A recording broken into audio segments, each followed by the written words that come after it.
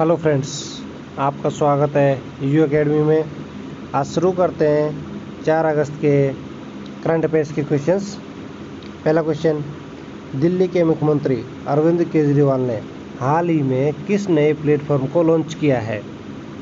आपके ऑप्शन है Delhi@2047, Delhi@2040, Delhi@2035, Delhi@2050। आपका सही आंसर होगा Delhi@2047। Option A is the right answer. चलिए कुछ जानते हैं इस प्लेटफॉर्म के बारे में। कुछ दिल्ली के मुख्यमंत्री अरविंद केजरीवाल ने Delhi@2047 प्लेटफॉर्म को लॉन्च किया, जिसका मकसद इंडस्ट्री और अलग अलग संगठनों की साझेदारी बढ़ाना भी है। यह राज्य के बजट 2021-22 में शामिल आम आदमी पार्टी के विजन डॉक्यूमेंट्स के अनुरूप है।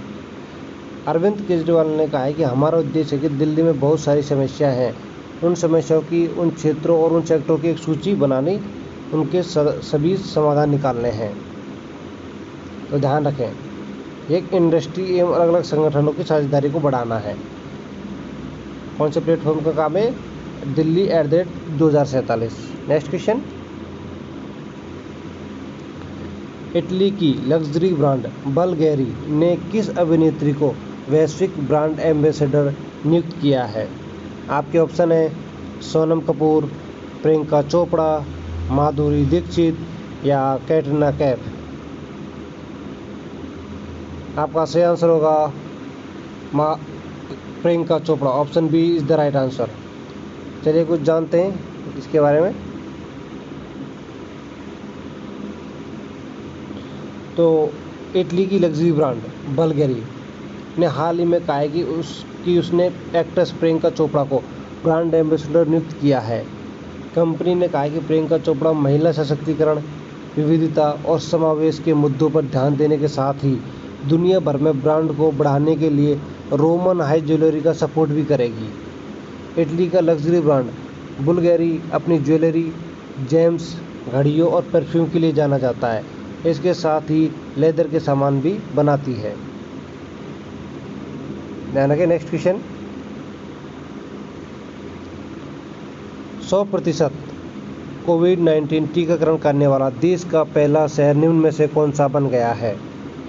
आपके ऑप्शन है दिल्ली, पटना, जयपुर या भुवनेश्वर। आपका सही आंसर होगा option D, Bhubaneswar is the right answer. चलिए इसके बारे में जानते हैं कुछ। ओडिशा का भुवनेश्वर शहर 100% वैक्सीनेशन करने वाला देश का पहला शहर बन गया है। यानी यहाँ 18 साल से ज़्यादा उम्र के सभी लोगों को वैक्सीन की दोनों डोज लग चुकी हैं। रिकॉर्ड के मुताबिक भुवनेश्वर में 18 साल से ज़्यादा उम्र के 9 लाख लोग हैं। इनमें 31,000 health care worker, 33,000 frontline worker और 5,17,000 लोगों की उम्र 18 से 44 के बीच है। 3,25,000 लोग 45 से ज़्यादा उम्र के हैं। सभी का टीकाकरण हो चुका है। ये बहुत ही इम्पोर्टेंट क्वेश्चन है कि देश में 100% वैक्सीनेशन वाला कौन सा शहर बन गया है, तो वह है भुवनेश्वर। ध्यान रखें। और दोनों डोज लगाई जा चुकी है उनको। नेक्स्ट क्वेश्चन, संगीत नाटक अकादमी पुरस्कार से सम्मानित हाल ही में किस प्रसिद्ध कथकली कलाकार का 81 वर्ष की उम्र में निधन हो गया है?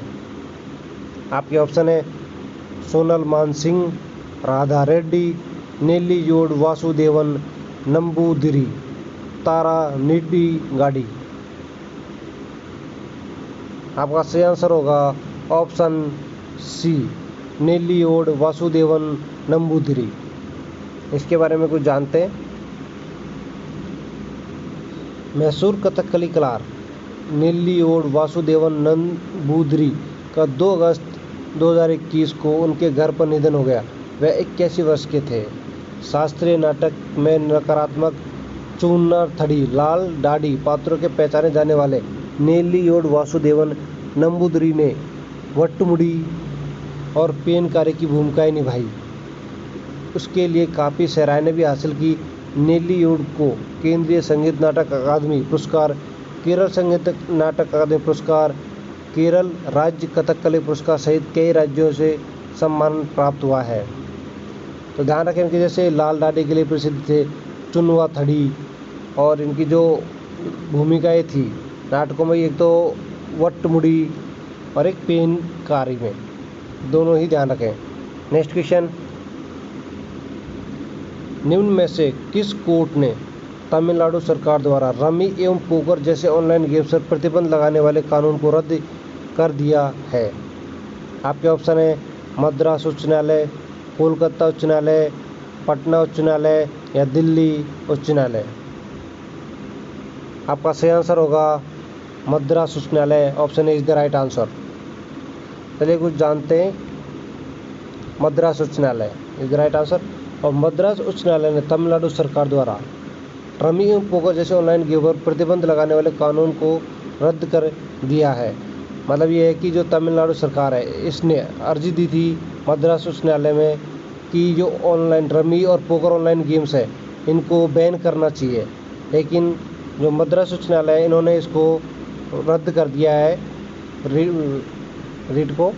पीठ ने टीएन गेमिंग और पुलिस कानून अधिनियम 2021 के भाग 2 को असंवैधानिक घोषित किया, जिसके तहत साइबर जगत में सट्टेबाजी या दाव लगाने पर प्रतिबंध लगा दिया गया था। पीठ ने कहा कि जिस संशोधन को रद्द किया गया है उसे कुछ ऐसे माना जाना चाहिए कि तर्कहीन रूप किया गया हो। पीठ ने कहा कि इसलिए यह अदालत संविधान के उल्लंघन के रूप में संशोधन को पूरी तरह से रद्द करती है। तो जैसे आपको बता दिए कि जो भाग 2 में संशोधन किया गया था टीएन गेमिंग और पुलिस कानून संशोधन 2021 में किया गया था, उसके तहत इसको असंवैधानिक घोषित किया गया है। नेक्स्ट क्वेश्चन, विश्वविद्यालय अनुदान आयोग यूजीसी ने हाल ही में देश के कितने विश्वविद्यालयों को फर्जी की श्रेणी में डाल दिया है? आपके ऑप्शन है 10, 15, 24 या 20। आपका सही आंसर होगा ऑप्शन सी 24। 24 को ब्लैक लिस्टेड कर दिया गया है यूजीसी ने। आइए जानते हैं कुछ। केंद्रीय शिक्षा मंत्री धर्मेंद्र प्रधान ने 2 अगस्त को जानकारी दी है कि विश्वविद्यालय अनुदान आयोग यूजीसी ने 24 स्वयंभू संस्थानों को फर्जी घोषित किया है और 2 और संस्थानों पर नियम के उल्लंघन का आरोप है। हालांकि अभी इनके खिलाफ कोर्ट में मामला विचाराधीन है। इसके अलावा भारतीय शिक्षा परिषद लखनऊ उत्तर प्रदेश, भारतीय योजना और प्रबंधन संस्थान IIPM, कुतुब एनक्लेव नई दिल्ली नामक 2 और संस्थान भी यूजीसी अधिनियम 1956 का उल्लंघन कर रहे हैं। भारतीय शिक्षा परिषद लखनऊ और IIPM नई दिल्ली के मामले अदालत में विचाराधीन है। इन तीनों के ही मामले, भारतीय शिक्षा परिषद लखनऊ, IIPM एवं नई दिल्ली के जो मामले हैं अदालत में विचाराधीन हैं। अब आप इसमें भी जान लें केंद्रीय शिक्षा मंत्री कौन है? धर्मेंद्र प्रधान। नेक्स्ट क्वेश्चन,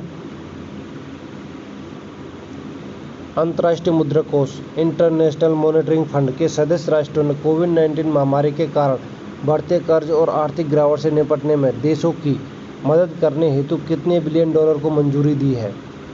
आपके ऑप्शन है 600 billion dollar, 550 billion dollar, 490 billion dollar या 650 बिलियन डॉलर। आपका सही आंसर होगा 650 billion dollar. Option D is the right answer. आइए कुछ जानते हैं इंटरनेशनल मॉनिटरिंग फंड के बारे में।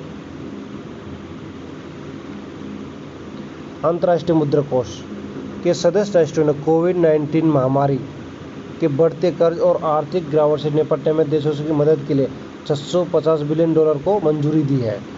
विशेष आहरण अधिकार किए जाने वाले इन आरक्षित परिसंपत्तियों को 2009 के वैश्विक वित्तीय संकट के बाद पहली बार बनाया गया है, जब 250 बिलियन डॉलर जारी किए गए थे। मतलब 2009 में भी ऐसी आई थी संकट, उसमें 250 बिलियन डॉलर जारी किए थे IMF ने, अंतर्राष्ट्रीय मुद्रा कोष ने। चलिए नेक्स्ट क्वेश्चन पर चलते हैं। हाल ही में किस देश ने विश्व परिषद एंटी शिप मिसाइल हार्पून का joint common test set Bharat को देने का फैसला किया है? आपके ऑप्शन है चीन, अमेरिका, पाकिस्तान या रूस? आपका सही आंसर होगा America. Option B is the right answer. आइए कुछ जानते हैं हार्पून मिसाइल एम जॉइंट टेस्ट के बारे में। आपको बता दें भारत ने अमेरिका ने विश्व प्रसिद्ध एंटीशिप मिसाइल हार्पून का joint common test set Bharat को देने का फैसला किया है। अमेरिका ने $42 मिलियन यानी कि करीब 6 अरब 9 करोड़ 20 लाख 70,500 रुपये की एंटीशिप हार्पून मिसाइल डील को मंजूरी दी है। इस मिसाइल के साथ भारत को इससे जुड़े कई दूसरे उपकरण भी दिए जाएंगे। और अब ये भी जान सकते हैं जो एंटीशिप हार्पून मिसाइल कहाँ की है, ये अमेरिका की है, ध्यान रखें। ये समझौता हो गया है। इसी के साथ में आज के हमारे करंट अफेयर्स के क्वेश्चंस समाप्त होते हैं। आप सभी से रिक्वेस्ट है कि चैनल को सब्सक्राइब करें एंड कमेंट करके बताएं कि क्लास कैसे रही। Thank you for watching you academy. धन्यवाद।